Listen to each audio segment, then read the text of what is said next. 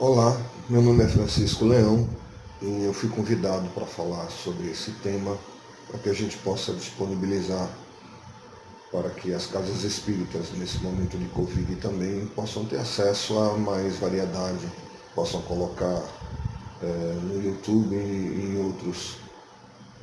outros programas que acharem necessário, que acharem útil. Então fui convidado a falar sobre o Centro Espírita Oficina de Trabalho pelos nossos amigos do SELEC.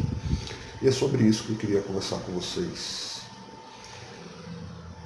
Para começo de história, para a gente começar a dialogar, é bom deixar uma coisa clara. Quando a gente fala aqui Centro Espírita, nós estamos falando das instituições que seguem o Espiritismo, a doutrina espírita, ou seja, aquelas instituições que seguem as obras codificadas por Allan Kardec, que resumiu o conhecimento a respeito dos espíritos em obras básicas, são 5 obras básicas, e depois obras subsidiárias foram acrescentadas.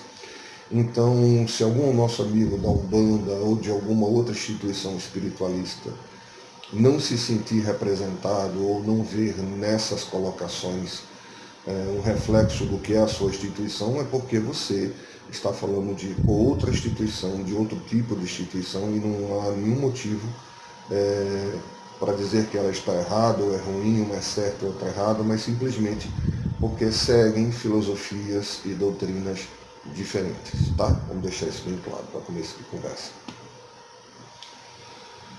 Uma coisa interessante é que desde o início, o nosso querido Hipólito Leon Denis Arrivai, o chamado Allan Kardec, ele percebeu que nós precisávamos de um local onde pudéssemos nos reunir, trocar ideias, estudar, fazer esse contato humano.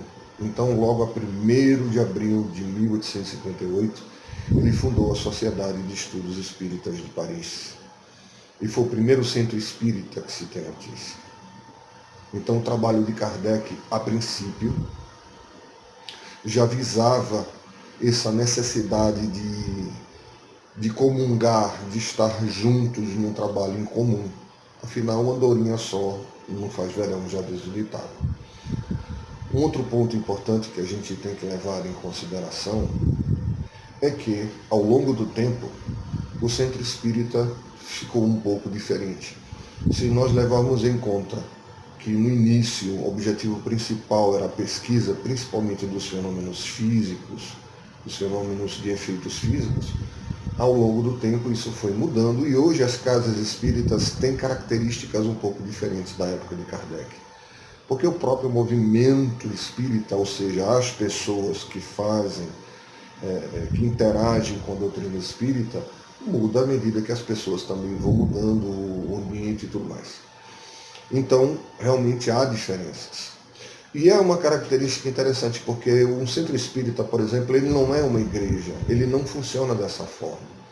O espiritismo é uma doutrina que tem uma base científica, filosófica e religiosa. Então não se define exclusivamente como religião.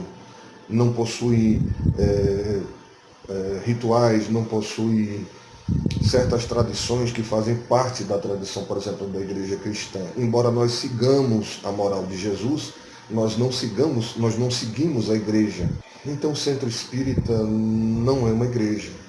Nós não temos as tradições, os rituais e uma série de coisas que a igreja tem. Por exemplo, numa casa espírita você não tem pastores, você não tem padres, você não tem um corpo organizado de pessoas para pregar ou para colocar a doutrina. É feito de pessoas de boa vontade, que estudam, que se esforçam.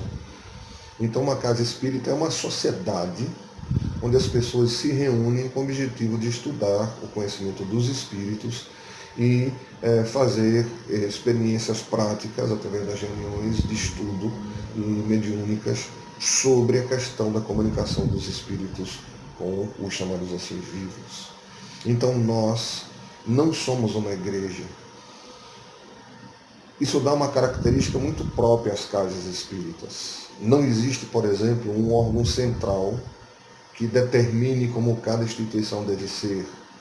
Nós temos a Federação Espírita Brasileira, nós temos federativas estaduais, mas todas elas têm por objetivo unificar, têm por objetivo instruir, esclarecer, mas nunca impor, nada nos é imposto. Então o centro espírita é principalmente um reflexo daqueles que o frequentam, que o fundaram, que desenvolvem suas atividades. Por isso você não vai achar duas casas espíritas exatamente iguais, porque elas vão realmente refletir o grupo de indivíduos que estão dentro dela. A casa espírita é muito mais do que uma parede, é muito mais do que uma sala, um salão luxuoso, humilde. É o grupo de pessoas que realmente trabalham e estudam juntas para se aprimorarem e para trabalhar o seu eu e conhecer melhor sobre essa doutrina maravilhosa que nos tem esclarecido tanto. Para a gente fazer esse trabalho, nós imaginamos fazer perguntas e respostas. Lógico que isso é um monólogo, vocês estão me ouvindo. Como é gravado, não vou poder pegar perguntas. Então, eu peguei algumas perguntas que são muito comuns ao longo do tempo, a gente vem ouvindo isso repetidamente. Então, nós pegamos essas ideias, essas perguntas, e vamos tentar trabalhar elas aqui para conseguir encaixar dentro do nosso tema. A primeira pergunta que eu queria trazer é a seguinte: posso ser espírita sem ir a um centro? Pode, porque ser espírita não é frequentar uma casa espírita. Ser espírita realmente é tentar melhorar a si mesmo, se tornando uma pessoa melhor. Conhecer o espiritismo é fundamental para você fazer isso. Então você pode ser espírita sem frequentar uma casa espírita. Mas muitas pessoas que fazem esse tipo de pergunta, elas não têm uma noção da importância que é do estudo em grupo. Quando nós estamos num grupo, quando nós estamos reunidos, é muito mais fácil a troca de ideias. Há menos possibilidade de cairmos em erros por causa de opiniões pessoais. Principalmente no trato com a mediunidade, o trabalho em grupo é muito útil, porque você vai poder estudar, trabalhar a parte mediúnica com apoio, com amigos, com pessoas às vezes mais experientes que você e que possam te dar uma orientação para que você evite passar por determinadas circunstâncias absolutamente evitáveis quando nós trabalhamos em grupo, quando nós estudamos. É muito mais fácil. Além do que o apoio e a assistência espiritual a um grupo espírita tem todo um diferencial. Por exemplo, nós estamos agora nesse período de Covid e muitas casas espíritas acharam por melhor não abrir. Mas a gente precisa entender que mesmo quando uma casa espírita não está aberta fisicamente, ela continua aberta espiritualmente. As atividades ocorrem todos os dias, a qualquer hora. A espiritualidade continua assistindo, amparando principalmente os nossos irmãos desencarnados, fazendo trabalhos de desobsessão o tempo todo, independentemente de estarmos fisicamente lá ou estarmos abertos. Inclusive o próprio ambiente espiritual da casa é muito maior, muitas vezes, do que o próprio ambiente físico.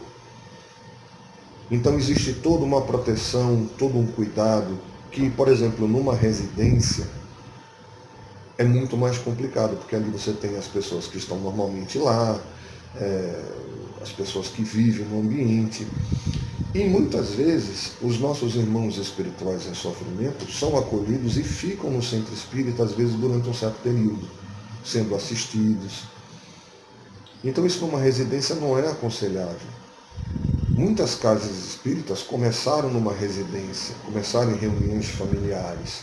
É compreensível, não é aconselhável. O ideal é que a gente consiga passar, se for o caso, de uma reunião familiar para uma instituição, né? Evoluir para isso, que seria o natural.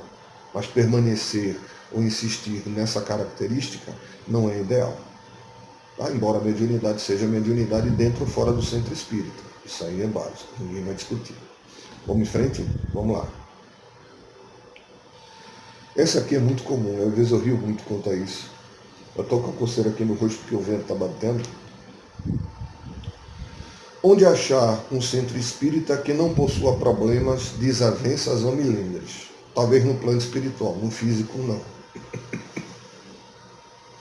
Às vezes é muito comum você ouvir as pessoas reclamarem, mas eu não gosto de ir no centro espírita, porque o pessoal fica discutindo, tem opinião pessoal, milindre, ou qualquer coisa se chateia, né? Tem pessoas que acham que são as donas da instituição e tudo mais. Gente, lembra que a gente falou no início?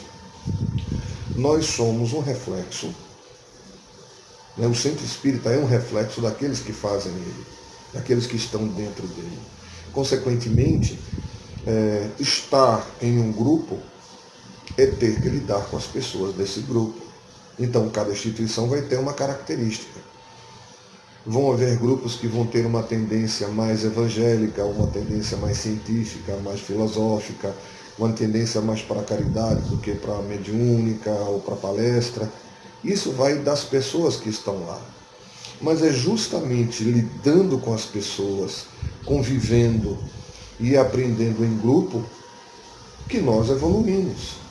Se nós esperarmos somente situações boas, aprazíveis, situações sem conflitos e sem problemas para trabalhar, a gente não vai encontrar e não vamos fazer nada. Vamos ficar aguardando que em algum momento de boa vontade surja um grupo milagroso e não existe isso. Nós somos falhos, nós somos imperfeitos, nós somos pessoas como qualquer outras, temos defeitos. O presidente de casa espírita paga aluguel, tem pensão de filho, tem que fazer supermercado, o médium tem dor de barriga, dor de cabeça, precisa ir no médico. São pessoas como qualquer outra pessoa. A gente precisa parar de colocar as pessoas em pedestais. No Espiritismo não existem mestres, não há doutor em Espiritismo. Você tem 30 anos, às vezes 40 anos estudando e ainda está aprendendo.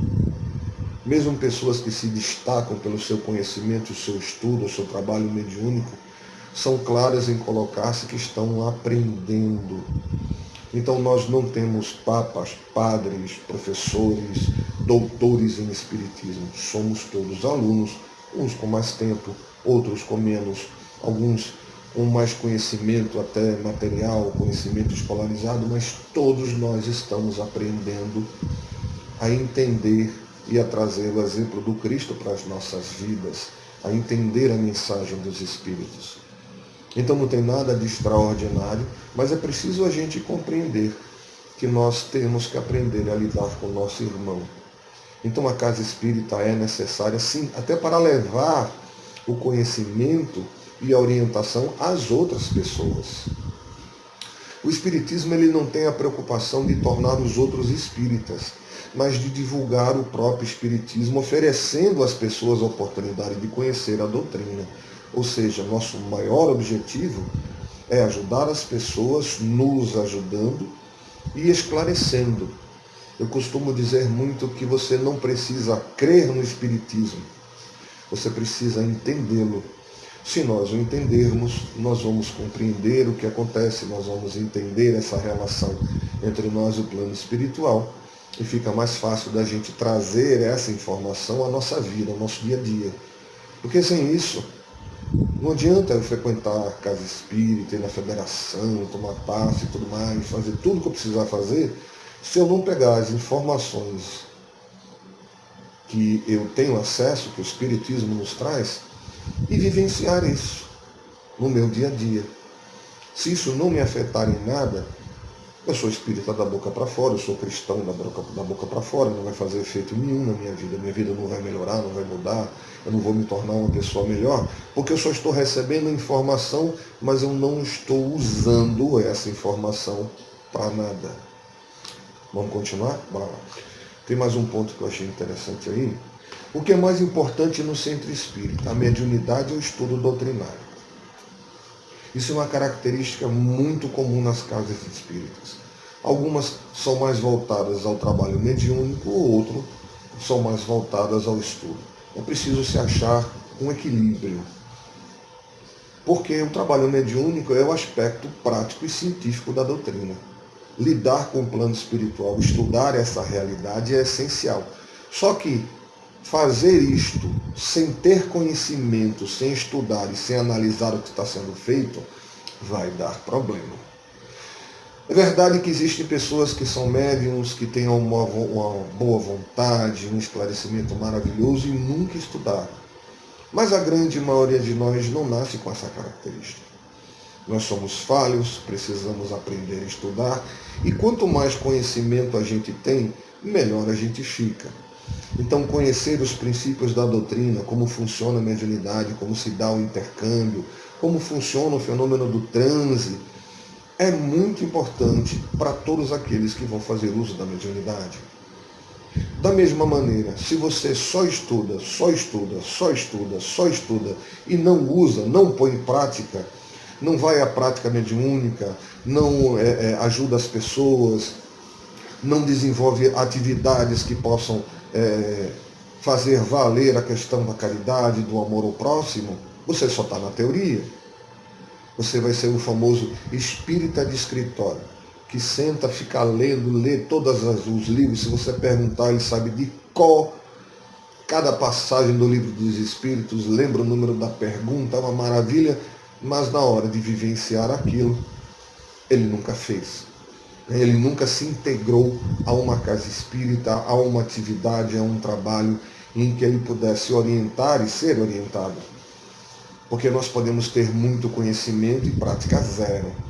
E muita coisa se aprende na prática. O próprio Kardec deixava muito claro que muitas das informações que ele obteve, muitas das experiências que ele fez, foi durante o processo de observação, onde você tentar forçar um fenômeno não é o ideal, mas ele observava e nos detalhes, nos momentos, nas circunstâncias em que aconteciam, ele conseguia vislumbrar as bases daquilo que os espíritos passavam para ele. Então isso é muito importante. Não basta nem somente a prática, nem somente o estudo. É preciso saber um equilíbrio. Médium que não estuda, que não analisa suas comunicações, que não aceita que ninguém diga nada sobre o que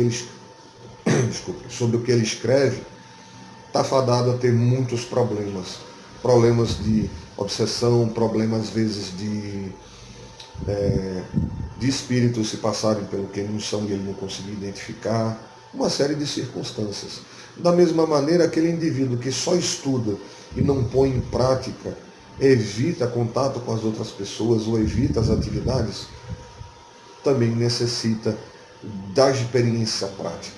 Então é uma questão de equilíbrio de uma coisa e da outra.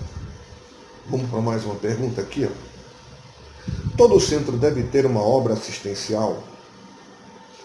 Um dos pontos básicos da doutrina, que nós colocamos muito, inclusive uma colocação de Kardec, que diz que fora da caridade não há salvação. A doutrina espírita preza muito a caridade. Mas a gente tem que entender que caridade não é só a caridade material, financeira. Então, um centro espírita, por obrigatoriedade, ele tem que criar ou instituir um trabalho de assistência social? Necessariamente não. Mas um trabalho de socorro às pessoas, de esclarecimento, de apoio social, é importante também, pode ser feito. Há instituições espíritas que têm hospitais, existem asilos, e mesmo atividades de apoio a comunidades carentes próximos onde fica a instituição. Tudo isso pode ser feito, mas não apenas no intuito de um apoio físico, mas do esclarecimento, da ajuda, do exercício da caridade moral. Porque essa caridade moral, ela não olha somente o estado social da pessoa, econômico, ela pode ser exercida tanto para aquele que tem, para aquele que não tem. Tanto para aquele que dispõe de muito, aquele que dispõe de pouco. Então, o trabalho da caridade na casa espírita é muito importante. Existem muitas maneiras de fazê-lo. Visitas a hospitais, visitas a orfanatos, trabalho com crianças carentes, com jovens, esclarecimento, apoio, oficinas de trabalho, para que essas pessoas tenham a oportunidade, de ter uma vida melhor, de sair de uma condição difícil e ter um esclarecimento melhor a respeito da própria vida e das circunstâncias que a envolvem. Então é importante, não no sentido obrigatório de uma instituição, de uma obra grandiosa, mas do esforço individual pelo bem do próximo, que é uma das essências do trabalho do espírita. Deixa eu ver a próxima pergunta aqui que a gente pode usar. Essa é interessante. Em que consiste o tratamento na casa espírita? Você já deve ter participado. A maioria das pessoas que se aproximam de uma casa espírita, ela busca ajuda. Pode ser emocional, pode ser problema de saúde, uma série de fatores. Mas geralmente a pessoa busca o espiritismo porque está sentindo falta, porque se sente abatida e precisa de ajuda. Pois bem, em essência, o objetivo do tratamento na casa espírita, a nosso humilde ver, é ajudar a pessoa a se equilibrar o suficiente para lidar com os próprios problemas e as circunstâncias da sua vida sem precisar de ajuda de ninguém.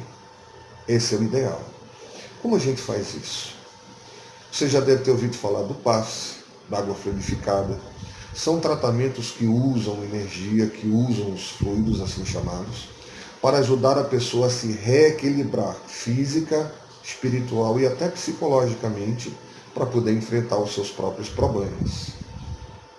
Mas, como qualquer outro tratamento, se o paciente, se a pessoa que busca ajuda, não entende o porquê adoeceu, não compreende quais as atitudes que ela realmente precisa ter para mudar de estado, ela só vai protelar a cura ou a melhora.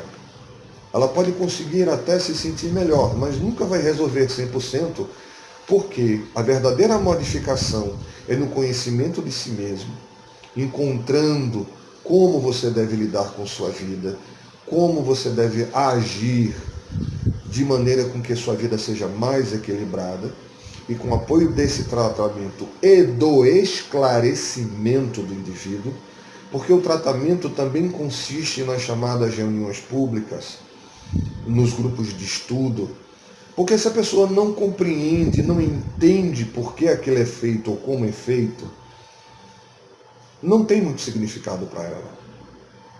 É preciso a gente entender, a gente compreender o nosso papel. Lógico que a princípio a gente não vai ter ideia, mas à medida que a gente vai sendo esclarecido, a gente vai compreendendo, vamos amadurecendo como pessoa, a gente vai compreendendo que o maior responsável pelo nosso próprio equilíbrio somos nós. A espiritualidade amiga, através da vontade do nosso querido Deus, do nosso Pai amantíssimo e do nosso amado Jesus, nos dão assistência, colaboram conosco, nos amparam, mas eles não vão fazer por nós aquilo que nós precisamos fazer, aquilo que é de nossa inteira e total responsabilidade. Então o tratamento na casa espírita, ele não visa a cura, ele visa o autoconhecimento e a melhora. Porque a cura é algo entre nós e Deus. E ninguém pode prometer tal coisa. Ninguém pode se responsabilizar por isso. Mas nós podemos nos ajudar mutuamente a encontrar caminhos de equilíbrio e que de repente de alguém necessitado de amparo e socorro, nós possamos nos tornar alguém que dá socorro, que ampara e que assiste as pessoas. Essa é a ideia. Vamos em frente a um outro ponto interessante aqui. Como entender a chamada pureza doutrinária? Às vezes a gente encontra dentro do movimento espírita, vamos deixar claro, doutrina espírita é o conjunto de conhecimentos que fazem a doutrina.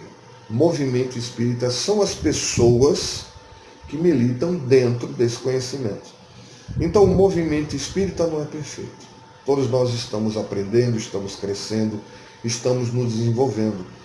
Não existem espíritas egoístas, fanáticos, existem espíritas equivocados, assim como existem pessoas extremamente de boa vontade e capazes. Mas a gente precisa tomar um certo cuidado, porque é da nossa própria natureza humana, quando a gente participa de alguma coisa, nós fazemos uma comparação daquilo com aquilo que nós vivemos.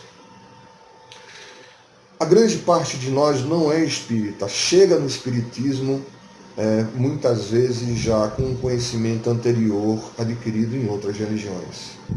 Então é muito comum nós levarmos as nossas tendências, os nossos hábitos para dentro da casa espírita. Não por maldade, por interesse, mas simplesmente por isso, por hábito.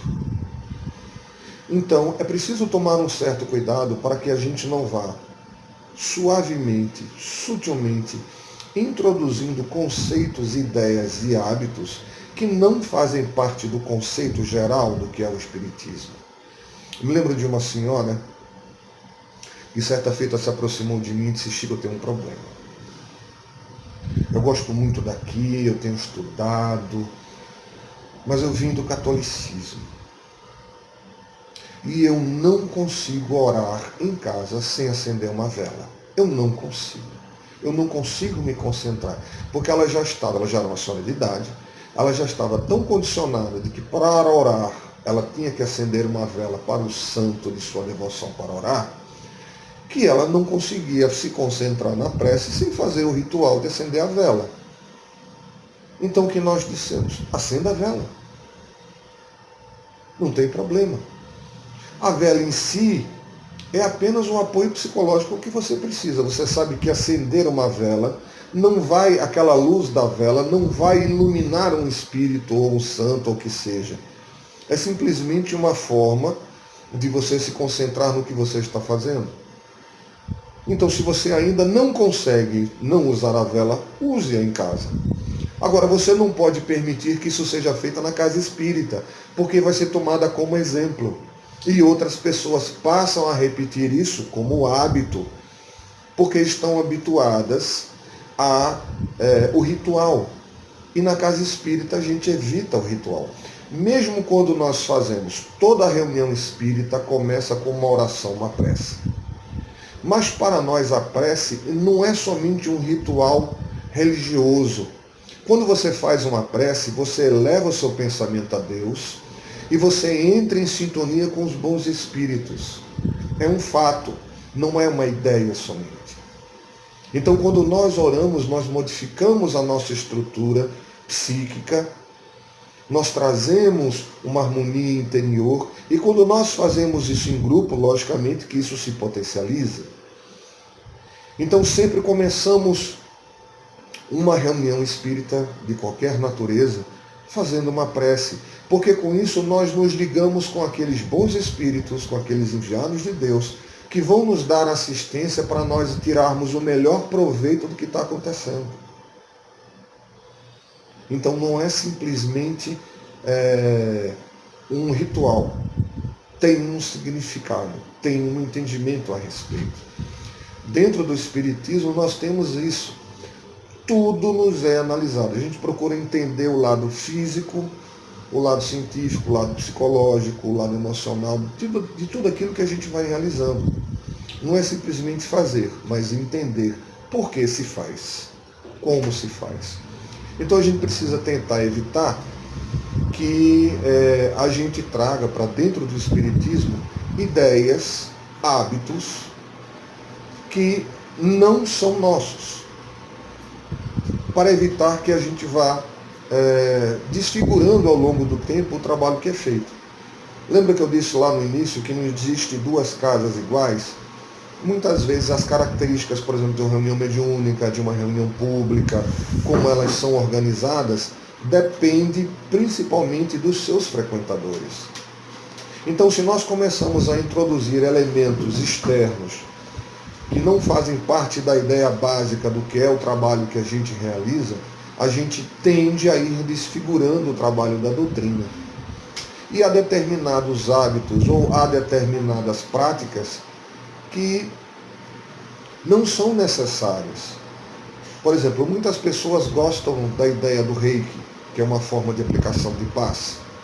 Tem o Reiki, tem muitos outros tipos. Mas dentro da casa espírita nós já temos a aplicação do passe magnético ou do passe convencional.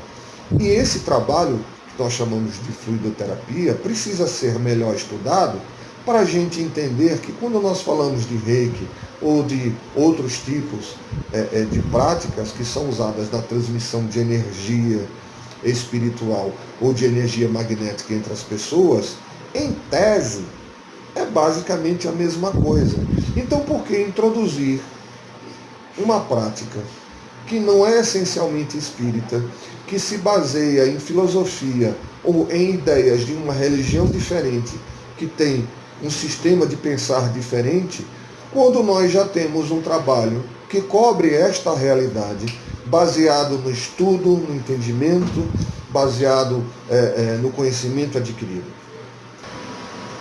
Então, sempre que aparecer uma ideia muito boa, nova, fantástica, vamos pensar duas vezes antes de trazer para a casa espírita, sem fazer uma análise, sem pensar direitinho, sem ver se ela tem a ver com as bases do conhecimento básico do espiritismo, para que a gente não vá desvirtuando ao longo do tempo a própria doutrina e vá interferindo, né, com o seu desenvolvimento. O Espiritismo ele tem uma característica própria que é maravilhosa, que Kardec já nos advertiu desde o início, que ele não deu a única palavra, a última palavra, ou seja, tudo não está escrito e definido. Nós estamos constantemente aprendendo, tanto que nós temos obras básicas e obras complementares que vieram acrescentando ao Espiritismo a visão que hoje nós temos dele. Mas não é simplesmente pelo fato de uma coisa ser novidade que seja conveniente. Mesmo quando nós estejamos trabalhando para mudar, às vezes, uma forma de pensar ou para melhorar as atividades da casa, é preciso fazê-lo em grupo. Vamos conversar, vamos convidar ao estudo para que a gente possa introduzir ou melhorar alguma coisa na casa dentro das bases daquilo que nós estamos fazendo, na base da doutrina espírita, e fazer com que as pessoas se adaptem. Porque muitas vezes as pessoas se acostumam com uma forma de trabalhar ou de agir e reagem a qualquer mudança que você tentar fazer. Porque elas se habituaram a fazer de uma forma. Isso é muito comum em grupos antigos, onde as pessoas começaram numa época onde havia pouco estudo, onde havia poucas oportunidades de acesso a um conhecimento maior. Hoje nós temos a internet, hoje nós temos trabalhos como de divulgação doutrinária, nós temos estudo do ESD e outros estudos sobre mediunidade que as federações disponibilizam, nos ajudam a implantar e que dão uma dimensão diferente a que se tinha no início, 20, 30 anos atrás. Então, algumas pessoas mais velhas às vezes resistem, porque agora o médium precisa estudar. Eu nunca precisei estudar e sou médium. Porque na época você chegava na reunião, era colocado para trabalhar e assim seja. Hoje em dia nós temos uma visão diferente. Nós achamos importante que a pessoa se prepare, estude, se aprimore e comece a trabalhar. Porque é mais importante saber o que se está fazendo do que fazer sem ter noção. Embora funcione, mas é muito mais seguro para a pessoa que está exercitando a sua mediunidade, ela ter um maior conhecimento sobre si mesma, como acontece o fenômeno, como ela pode ser útil, como ela pode aprender a disciplinar seus próprios impulsos, ser mais útil à espiritualidade. Então hoje a visão que nós temos é que um médium que não estuda fica ultrapassado e se expõe a riscos desnecessários. O próprio trabalho de Allan Kardec, quando ele escreveu o livro dos médiuns, que é um guia para evocadores e médiuns, é justamente para evitar que as pessoas passassem por todas as dificuldades e entraves que ele encontrou ao desenvolver o início dos trabalhos de estudo sobre a mediunidade. Então a pessoa que ali lê e estudar vai evitar os dissabores e as preocupações que ele teve e vai estar mais apto a ser útil à espiritualidade. Então um médium que não estuda, não aceita crítica, não aceita que as suas